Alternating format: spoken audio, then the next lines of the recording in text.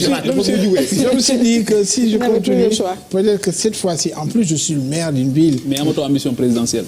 Pourquoi pas? Si j'ai créé un parti, c'est parce que j'ai une ambition présidentielle et je suis toujours. En 2024, tu es candidat. 2024 ou de, je sais pas. Pour l'instant, on est. Moi, je suis dans une mouvance. Je suis dans. Je suis dans une mouvance présidentielle. Je pense que c'est à l'intérieur de ça qu'on aura d'abord un débat. Et puis après, soit si on fait des primaires à l'intérieur de la mouvance présidentielle. Mais non, je ne sais pas si Macky sera candidat ou pas, mais je pense que c'est un débat qu'on n'a pas encore posé. Il doit être candidat. Voilà.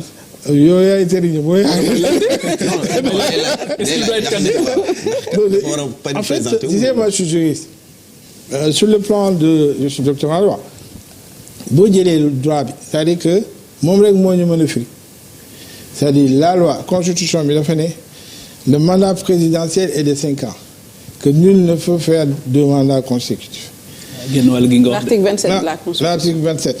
Donc, il a fait un premier mandat de 7 ans. Est-ce que ce mandat de 7 ans est un mandat au sens de la nouvelle Constitution qui dit que le mandat est de 5 ans?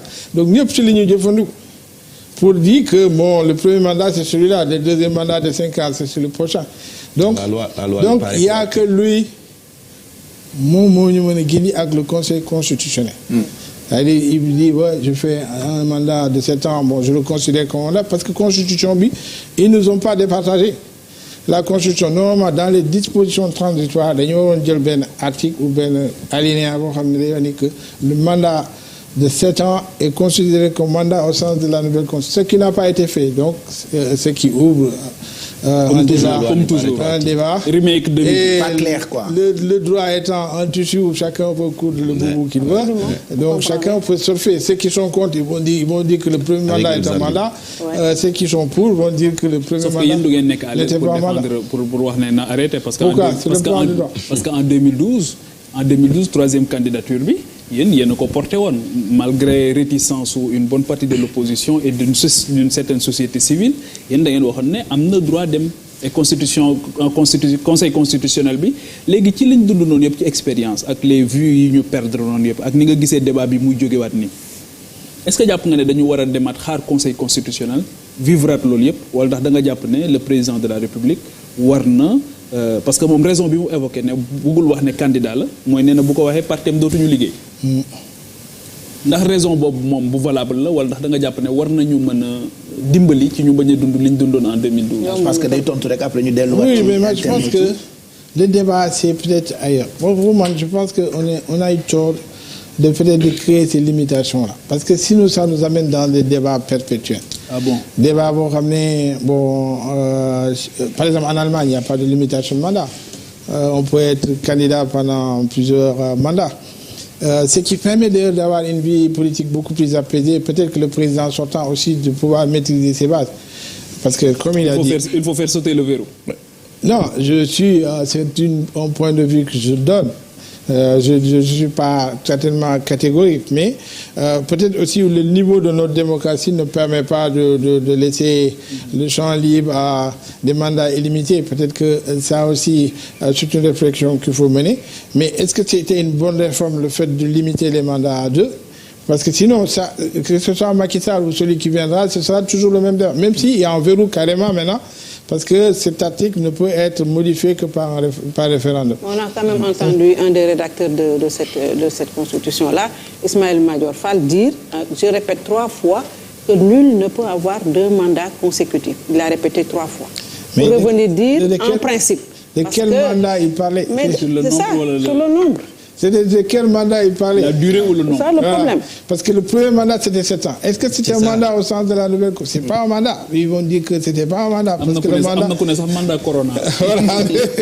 Bon, on va retrouver Beren internaute avec Mairie. Souleymane Sall il s'appelle. Voilà, Souleymane Sall la question c'est par rapport à li nga xamantene modi voie 54 bi ndax néna les habitants de Kandjalang et de Nema 2 étaient sortis il y a quelques jours pour réclamer l'éclairage de la voie des 54M qui traverse le quartier. Donc un tronçon de débauche et d'accident et d'agression léegi nee na vous avez dit qu'il y a un projet de 26 milliards et prévu un éclairage public sur 8 kilomètres léegi nee na connaissant la lenteur que prend la réalisation et le démarrage de ces projets qu'allons-nous faire en attendant les agressions et actes de débauche continuent et n'attendent pas. voilà xam naa bi mu ci tontu dafa moom internet bi dafa déconcentré wu woon. waaw xëy na monsieur le maire wax na ci léegi. en tout cas il y a eu beaucoup de questions qui ont tourné autour de ça.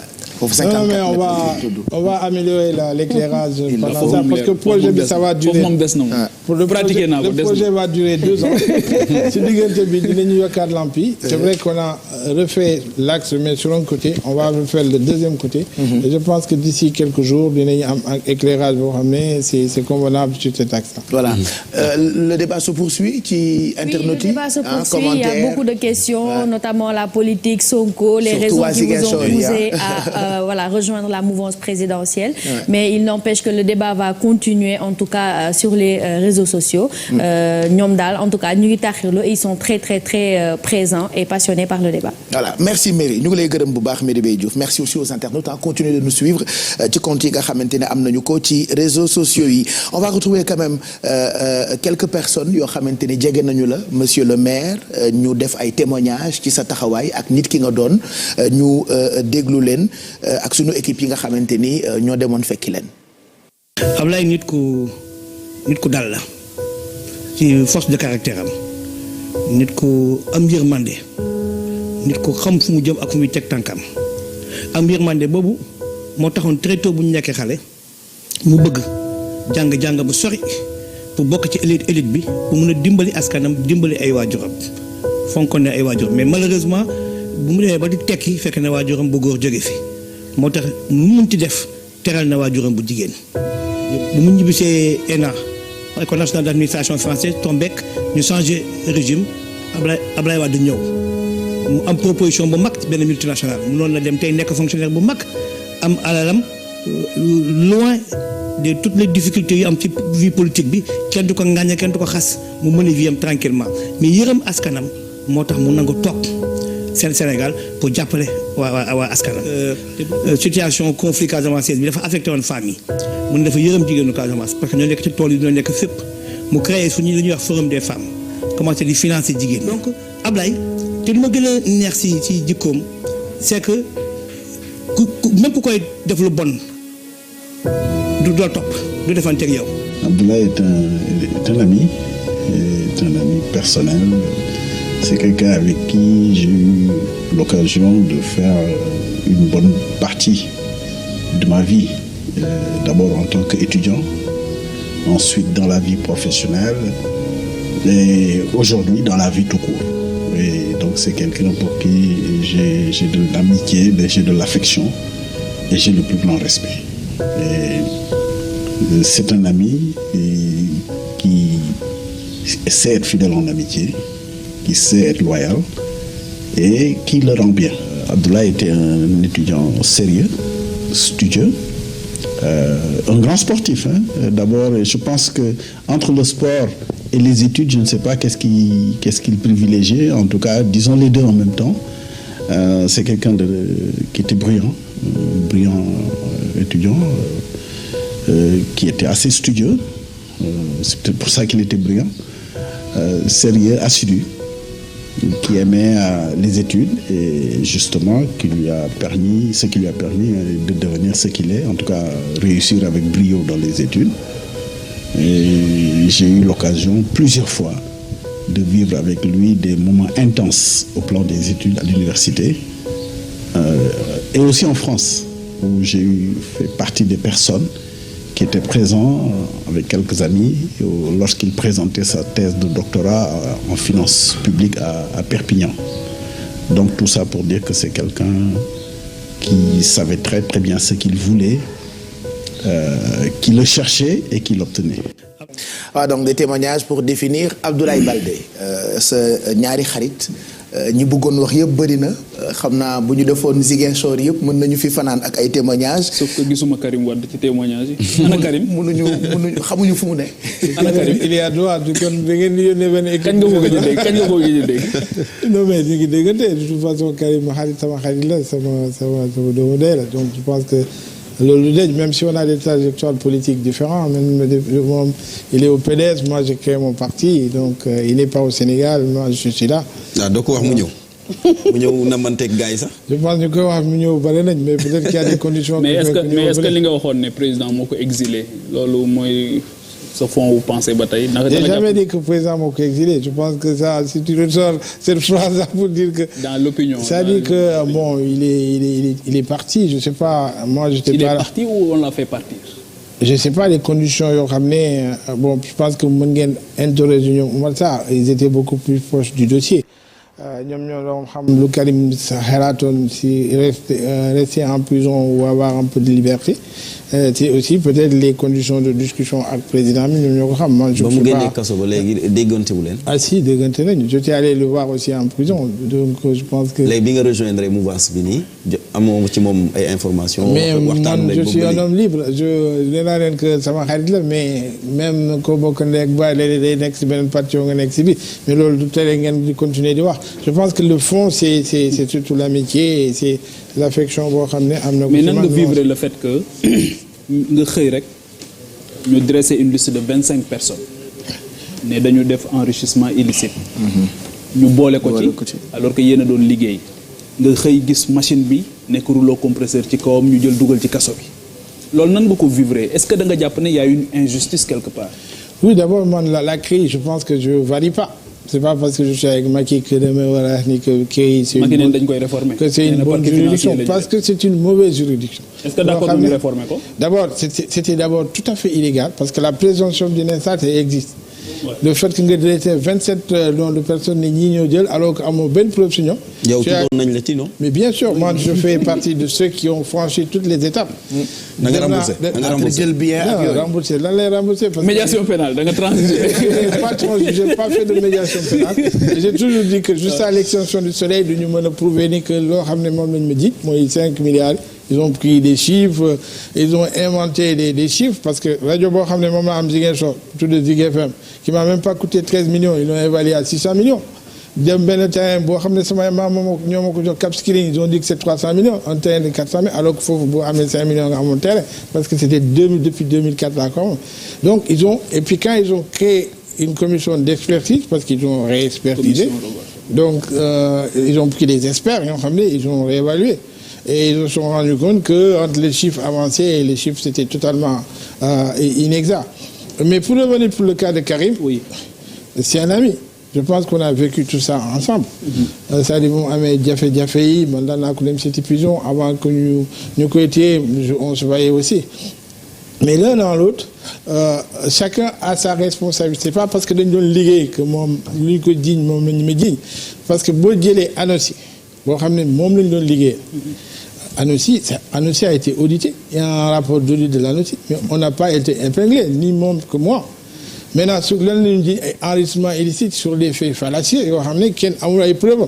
dañu la naan bon Pape Djibril Thia un beau boubou. pour nous que xaalis bi bu ko jëndee sàccloo ko donc après c'est à toi alors que dans le monde entier les fondamentaux du droit c'est-à-dire les principes généraux du droit font que. Surtout en droit pénal celui qui accuse moom mooy indi ay preuves c'est-à-dire que procureur bi dafa wax na ni que da ngeen jël lii voilà les preuves que vous avez mais on vous demande d'apporter des preuves que vous n'avez pas fait donc on a renversé juridiction mel noonu Corée du Nord rek la amatul fenn. est-ce que c'est vrai que dañu. par conséquent moom lu mu def d'ailleurs dans son procès il y avait des témoins mais aussi il y avait des gens xam ne dañu ne woon que personne c'est complice. On m'a pas cité dans les témoins ni par les complices. Donc, ça veut dire que nos deux dossiers étaient différents. C'était pas le même dossier et que ce qu'on nous reprochait, ce que sont reprochés à l'autre, on ne reprochait pas à l'autre. Donc c'était totalement différent. Je ne sais pas pourquoi les Sénégalais et les gens continuent à lier nos cas. On était 27. Moi, je fais partie de ceux qui ont été pendant 3 ans mon gain de Sénégal. Je ne pouvais même pas sortir de la région de Dakar. Je pouvais circuler librement dans 2 régions. La région de Dakar jusqu'à Diamniadio, mon Tedem Sali. Chaque lundi, j'allais signer à la CREI. Mon Dem à Sali, il fallait que j'appelle le juge d'instruction pour dire que je vais là-bas. Ensuite, Ziguinchor, je pouvais circuler dans la région de Ziguinchor. Mon Dem Sédiou, mon Dem au niveau de Kolda. Donc, on a vécu ces pressions-là. J'ai été entendu plusieurs fois par la commission d'instruction, par la gendarmerie. J'ai prouvé mes preuves. J'ai donné mes preuves. Mon immunité parlementaire a été levée. Et par conséquent, après, ñu dem ba troisième année bi, ils ont levé les conditions du contrôle judiciaire. Depuis 2014 ba léegi, depuis 2015 ba léegi amatuma nouvelle ci dossier bi. Kenn waxu la dara. Kenn waxuma dara, mais aussi vous savez qu'en droit, il y a ce que d'abord l'infraction, mais aussi il y a le code de procédure pénale. L'infraction d'abord, elle n'est pas prouvée. Parce que l'infraction, il faut une loi, il faut un élément moral boo xam ne am yéene ni que sàcc na, mais aussi nga def acte bi. Donc ces deux éléments ne sont pas prouvés. Ensuite, ils ont violé toute la procédure, qui est la présomption d'innocence, les délais yoo xam ne si la ñu war a, parce qu'il y a aussi moo tax mu am code de procédure pénale. Pour ça, on te dit que la police ne peut pas t'arrêter à partir de 28 heures. Ça, c'est dans le code. Même les sàcc nga mënuñ la jëli. Pourquoi on dit que l'avocat doit assister à tel, tout ça, pourquoi on dit qu'on doit respecter les droits de la défense. Tout ça, c'est dans le code. Ce code-là qui a été violé dans toutes ces étapes. Donc moi, je considère que sama dossier, c'est clos. Pour jeexal, bi nga am nga sa parti, prouver nga quand même quelque chose sur le plan politique, nekk nga maire Ziguinchor depuis 2009, rejoindre le camp présidentiel. Fal nañu bëri barki démb Idrissa Seck jox na ko institution, jox na institution le parti socialiste, yow lan ana loo am. Est-ce que du ma xaritoo. ngay jàpp ci xeex bi. Am ngeen journaliste da ngeen di faral di wax transhumance. Moi je suis pas transhumant parce que je suis pas allé lui demander un poste. C'est-à-dire que mi ngi woon ci moment boo xam ne soxla woon na nit ñi jàppale ko parce que xamuloon ni que dafay passer ou pas, ou qu'il n'allait pas passer. Donc on était dans l'incertitude. J'ai fait une coalition électorale avec moom. Te bu may dem ci moom aussi, je pense ñëpp dëgg nañu ci télé bi, j'ai dit que je ne demande rien. Pour l'instant, ce qui m'intéresse, c'est développer ma ville, c'est développer ma région. Nañ ma jox moyens ak conditions yoo xam ne dinaa ko développer sama dëkk. Léegi nag président la bi mooy fale. Il a pensé que peut-être que awma compétence ou bien peut-être que pour l'instant. Mais quand même. Mais il paraît que poste premier ministre day ñëwaat pour yow. Je pense que de toute façon dans mon parti il y a assez de compétences yoo xam ne mën nañu dem liggéey ci gouvernement bi, même liggéey ci. Mais monsieur le maire, gouvernement bu mujj bi consulté woon nañ la non. waxtaan ak président on en a parlé, c'est-à-dire que moi da ngeen déggoowul la nga bëggoon moo mënul am. C'est-à-dire que moi li ñu la bëggoon jox nga bëggul. Je pense que moi je fais partie de ces rares Sénégalais là qui sont des enfants de l'État. Depuis le bas âge je suis là-dedans. Donc lu ma waxtaan ak président de la République mu ñëw ci plateau di ko wax. Je sais qu'on s'est parlé avant, on s'est parlé après, donc am na ci luñu jógoo, mais dama ko wax. Est-ce que waxtaan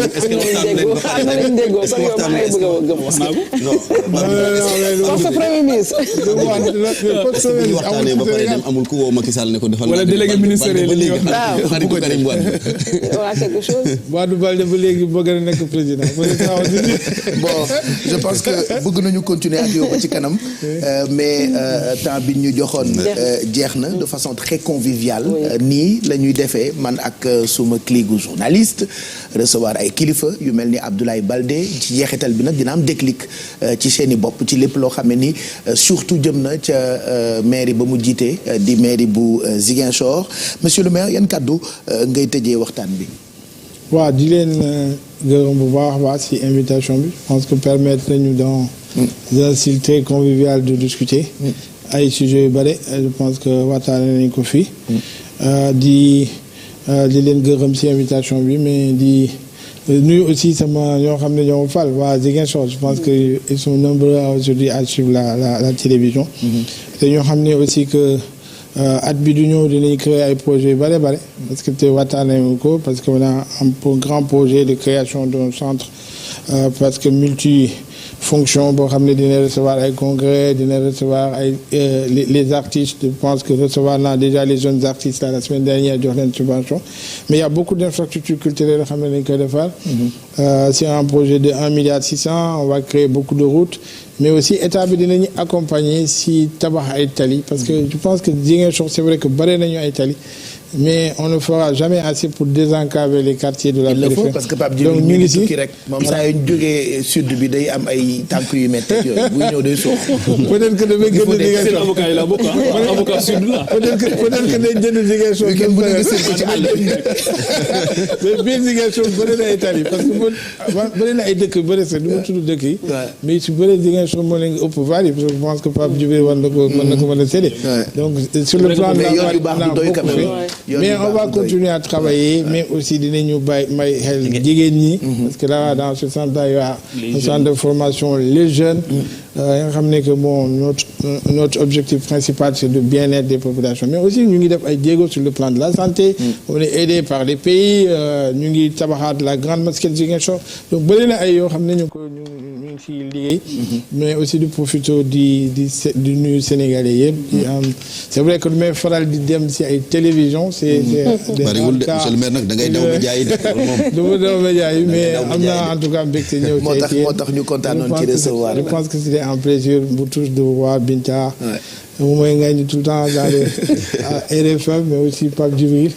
citoyen d'honneur la. citoyen d'honneur Ziguinchor la. voilà di leen nuyu bu baax Cheikh. merci beaucoup kontaan nañu monsieur le maire ñu ngi lay gërëm bu baax nga nuyu ñu soxna yi. d'accord voilà.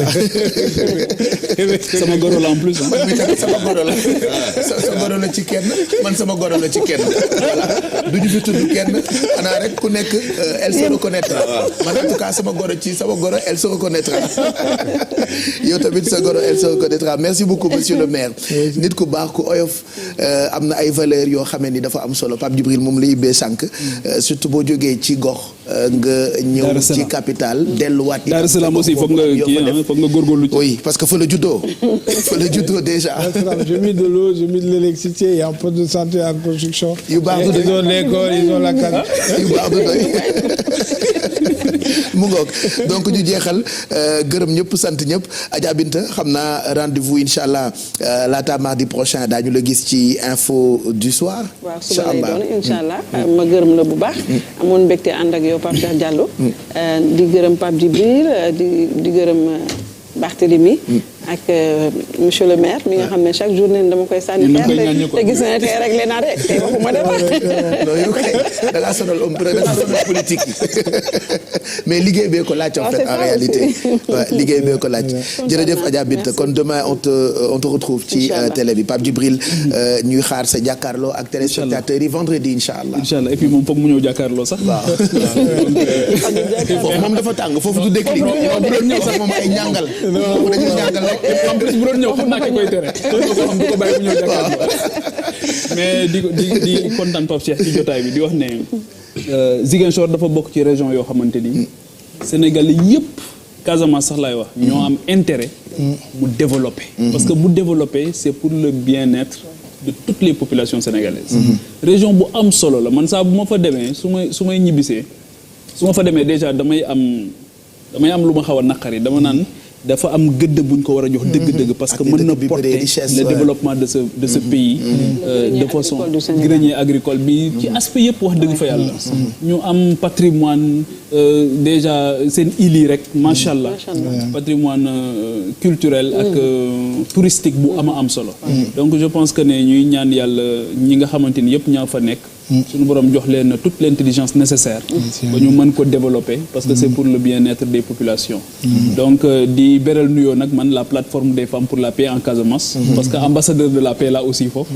ñoo ma defal honneur boobu ñu ciy def liggéey bu am solo di accompagner aussi les femmes vulnérables donc di la gërëm Pape Cheikh di gërëm Barthélémy ak Binta di kontaan trop ci jotaay bi di ñaan yàlla suñu borom mu def jàmm Casamance ba li nekk un vieux souvenir et que cette région puisse jouer véritablement son rôle. bi ñu ko dalee ñaan ak léegi mu ngi bëgg a yàgg mais yàlla na ñaan yu bees yi dina am barke ba nga xamee ni Casamance moom Casamance rek lay doon Casamance bu Sénégal voilà Ziguinchor Sénégal Ziguinchor Abdoulaye Baldé Barthélémy ñu ngi lay gërëm bu baax rendez-vous ak yow ci rajo bi RFM 94.0 fii ci Dakar on te retrouve ci jotaayu xibaar yi incha allah waaw jërëjëf Pape Cheikh yow itam ñu ngi leen di gërëm mboolem ñi ma seqaloon table bi gërëm monsieur le maire mi nga xamante ne bàyyi na ay itam yëpp ñëw consacré ñu voilà temps am donc ñuy waxtaan mais li ñuy waxtaanee nag moo koy jar aussi parce que Casamance ni ko Pape Djibril waxee ni ko Binta waxee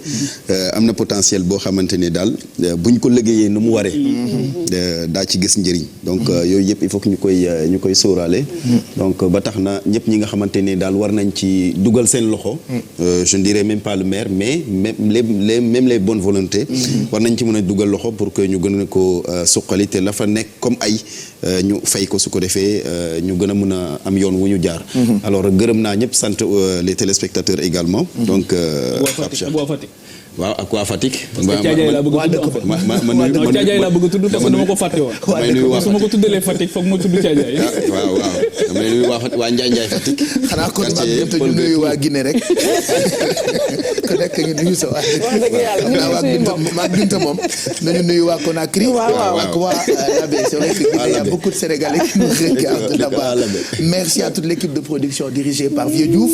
gërëm tamit Mame Biram Diouf ci coordination beeg liggéey bu rafet beeg rédaction bu télévision Futur Média gërëm Pape Jean ak équipe digitale bu groupe Futur Média ëllëg daañu dalal beneen gan beneen kilifa beneen politique beneen autorité waaye ci beneen fànn ak Pape Ngagne daañu dellu si waat man ak clic gi mardi bële lu ko may man ma dellu si waat incha allah demain 9h ci télévision Futur Média bonne soirée.